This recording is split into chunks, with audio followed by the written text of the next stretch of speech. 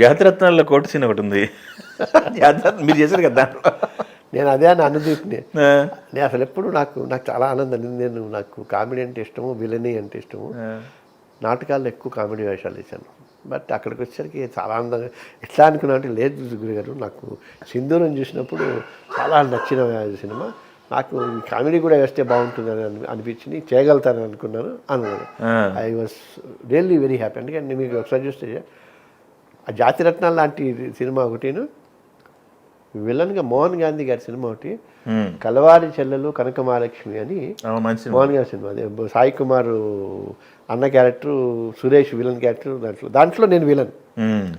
ఇట్లా అదొకటి ఇది ఒకటి తప్ప అసలు నేను ఎప్పుడు కూడా రాము ఈజ్ గుడ్ బై లాగా.